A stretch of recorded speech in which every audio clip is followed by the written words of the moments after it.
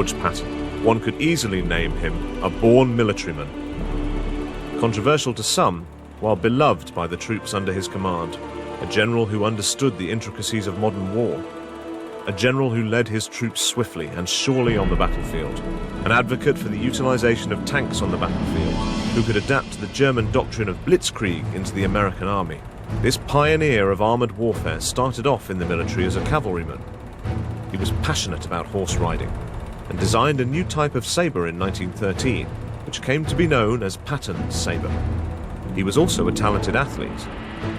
He practiced fencing and track and field, going so far as to represent the US in the 1912 Olympic Games, taking 5th at the pentathlon.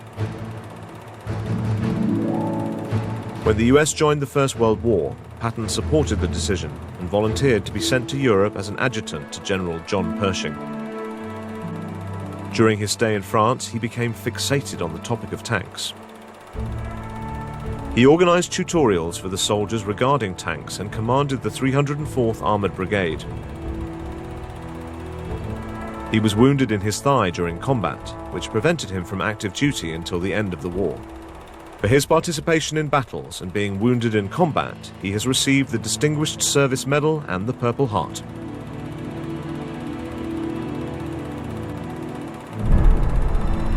In the interwar period, Patton worked on developing US armored forces, and his fierce views on this topic were often met with skepticism among the US High Command. While serving on Hawaii, he prepared a report in which he correctly recognized a potential Japanese attack on Pearl Harbor as a viable threat. Both his predictions about Japanese intentions and his appreciation for the role of tanks in the upcoming war were proven correct. Patton distinguished himself from his peers by his devoted, charismatic leadership and maintaining discipline among his troops, who, in turn, deeply respected their general. His fiery speeches motivated his soldiers before battles. His views on other topics could be briefly described as unconventional. He believed in the concepts of destiny and reincarnation. He was interested in the biographies of ancient leaders. When the United States joined the Second World War, Patton could finally utilize his unique abilities to the fullest extent.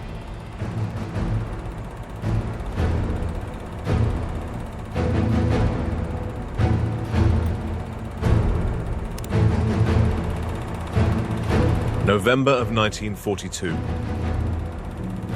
As a part of Operation Torch, the American forces have begun a landing operation targeting French colonies in North Africa, now controlled by the puppet Vichy government. George Patton is leading the attack on French-controlled Morocco. Your task is to take the coastal city of Port Lyautey. This success will most likely convince the French administration in Morocco and Algeria to switch sides. This will allow us to launch an offensive to the east, which will force Rommel to fight us on two fronts at once.